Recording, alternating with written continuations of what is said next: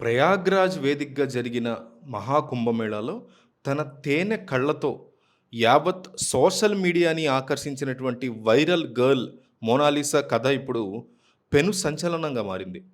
గంగా నది తీరాన పూసల దండలు అమ్ముకుంటూ సాధారణ జీవితం గడిపేటువంటి ఒక పేద గిరిజన యువతి కేవలం ఒక్క ఫోటోతో రాత్రికి రాత్రి అంతర్జాతీయ స్థాయిలో అప్పట్లో గుర్తింపు పొందింది కుంభమేళా టైంలో.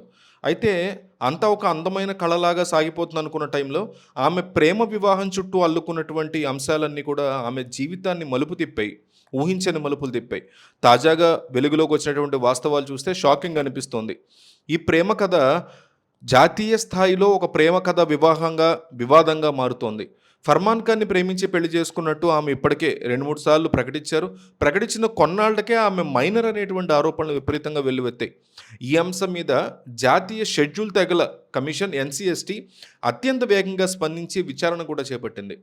కమిషన్ చైర్మన్ అంతర్ సింగ్ ఆర్యన్ నేతృత్వంలో జరిగినటువంటి ఈ దర్యాప్తులో అనేక ఆశ్చర్యకరమైనటువంటి విషయాలు బయటపడ్డాయి.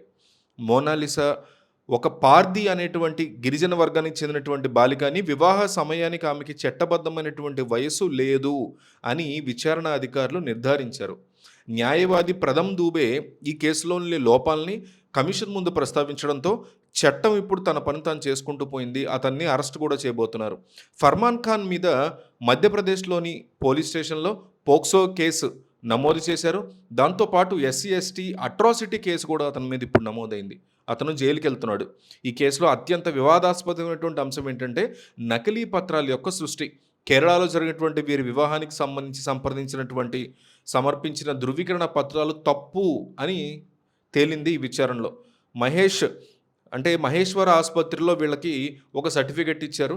సో ఆ పెళ్ళి అయ్యే టైంకి వీళ్ళకి ఇచ్చినటువంటి సర్టిఫికెట్ ప్రకారం, అంటే ఇక్కడికి ఇచ్చిన సర్టిఫికెట్ ప్రకారం లెక్క కడితే 2026 మార్చి 11న ఆమె పెళ్ళి అయ్యే టైంకి ఆమె వయసు కేవలం 16 సంవత్సరాల కొన్ని నెలలు మాత్రమే. అంటే ఆమె స్పష్టంగా మైనర్, అటు ఇటుకు దగ్గరలో కూడా కాదు. పెళ్లి రిజిస్ట్రేషన్ కోసం ఆమె పుట్టిన తేదీని జనవరి 1, 2001గా మార్చి నకిలీ సర్టిఫికేట్ సృష్టించారని కూడా గుర్తించారు అధికారులు. 72 గంటల వ్యవధిలోనే కేరళ నుంచి మధ్యప్రదేశ్ వరకు ఉన్న ఆధారాలన్నీ సేకరించేటువంటి దర్యాప్తు బృందం ఈ ఆధారాలన్నీ సేకరించగలిగి ఈ విషయాన్ని బట్టబయలు చేసింది. కేవలం వయసు పరంగానే కాదు, కొన్ని మతపరమైన రాజకీయపరమైనటువంటి శక్తుల యొక్క ప్రమేయం కూడా ఉంది అనేటువంటి ఆరోపణలు వినిపిస్తున్నాయి ఈ కేసులో. బాధితురాలు అట్టడుగున ఉన్నటువంటి షెడ్యూల్ తెగకు చెందినటువంటి మైనర్ కావడంతో జాతీయ కమిషన్ ఈ విషయాన్ని చాలా తీవ్రంగా పరిగణిస్తున్న పరిస్థితి కూడా ఉంది. నకిలీ పత్రాలు సృష్టించడంలో ఎవరి ప్రమేయం ఉంది, దీని వెనక ఏదైనా ఒక వ్యవస్థీకృత కుట్ర ఏమన్నా ఉందా అనేటువంటి కోణంలో కూడా పోలీసులు చాలా లోతుగా విచారణ చేపడుతున్నారు ప్రస్తుతం.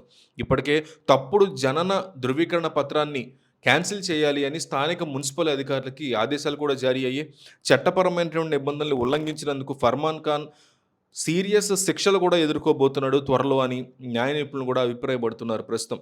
అయితే ఈ కేసు జాతీయ స్థాయిలో ప్రాముఖ్యతను సంతరించుకుంది. ఇప్పుడు ఈ కేసు జాతీయ షెడ్యూల్ తెగల కమిషన్ ఏప్రిల్ 22, 2026 ఢిల్లీలో ఒక ప్రత్యేక విచారణను ఏర్పాటు చేసింది. ఈ విచారణకి హాజరు కావాలని సంబంధిత రాష్ట్రాల ఉన్నతాధికారులకి ఇప్పటికే సమన్లు కూడా అందిన పరిస్థితుంది. ప్రతి 3 రోజులకి ఒకసారి కేసు యొక్క పురోగతి మీద నివేదిక ఇవ్వాలి అని కమిషన్ పోలీస్ శాఖని ఆదేశించింది. మహాకుంభమేళాలో ఒక సామాన్య పూసలు అమ్మేటువంటి బాలికగా మొదలైనటువంటి ఆమె ప్రయాణం వైరల్ స్టార్గా మారి చివరికి ఈ చట్టపరమైనటువంటి చిక్కుల్లో పడ్డం అనేది దేశవ్యాప్తంగా కూడా చర్చనీయాంశమవుతుంది.